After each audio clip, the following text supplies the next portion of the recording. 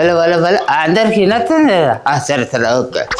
నేను ఇంత స్థాయికి ఎదగడానికి నాకు ఈ సన్మానం జరగడానికి మన ఊళ్ళో ఉన్న నా చిన్ననాటి సోపదయాలు ఊళ్ళో పెద్ద మనుషులు వాళ్ళందరికీ హృదయపూర్వకమైన కృతజ్ఞతలు, ధన్యవాదాలు, దండాలు, నమస్కారాలు. అవును, నువ్వు ఇంత ఎత్తుకు ఎదిగినందుకు మాకు కూడా గర్వంగానే ఉన్నది. కానీ ఇంతకు తమరి ఏషమేంది, ఈ ఉపన్యాసం ఏంది ముసలోడా?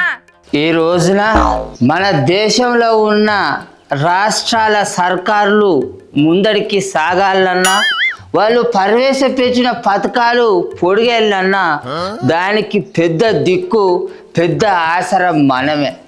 దానికి నిలువెత్తు నిదర్శనం ఈ రోజు నాకు జరిగిన ఈ సన్మానం, సత్కారం. అగో ఉపన్యాసంలో ఏదో తేడా కొడుతున్నది ముసలోడా.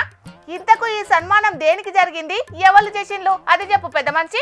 మనం 2024-25 ఆర్థిక సంవత్సరం కంటే 2025-26 ఆర్థిక సంవత్సరంలో అక్బారీ శాఖకు 4300 కోట్ల రూపాయల ఎక్కువ ఆదాయాన్ని తీసుకొచ్చినాం. దీని అంతటికి కారణం మన తాగుబోతులు తలో ఒక పెగ్గు ఎక్కువ తాగడం వలనే ఈ ఆర్థిక సంవత్సరంలో సర్కారుకు ఇంతగానం ఎక్కువ ఆదాయం రాగలిగింది.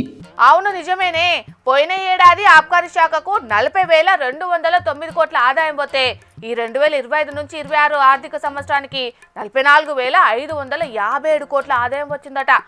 అంటే ఈ లెక్కన ఆబ్కారీ శాఖల 7% ఆదాయం పెరిగిందటనే. అందుకే మన తెలంగాణ రాష్ట్రంలో ఉన్న తాగుబోతులందరూ కలిసి ఒక సంఘంగా ఏర్పడి ఆ సంఘానికి నన్ను అధ్యక్షునిగా ఎన్నుకోవడం జరిగింది. అందుకోసరానికే నాకు ఈ సన్మానం, సత్కారం చేసిళ్ళు. మనం ఇదే ఉత్సాహంతో, ఇదే రుబడితో, ఇదే ఆశయంతో మనం ఈ ఏడు కూడా బగ్గ తాగి సర్కారుకు ఇంకా ఎక్కువ ఆదాయాన్ని తీసుకురావాలని మీ అందరికీ హృదయపూర్వకంగా తలవంచి నమస్కారాలు తెలియజేసుకుంటున్నాను. సిగ్గున్నదారా సింగరాజా అంటే నల్లగున్న నాకేం సిగ్గు అన్నదట వెనకటికి ఎవడో. ఈ ముచ్చటకేనా ఊళ్ళో నువ్వు పుట్టినందుకు గర్వకారణంగా ఉంది అని చెప్తున్నావు? ఇట్లా చెప్పుకునేటందుకు కొంచెమన్నా ఇజ్జత్ ఉండాలి ముసలోడా.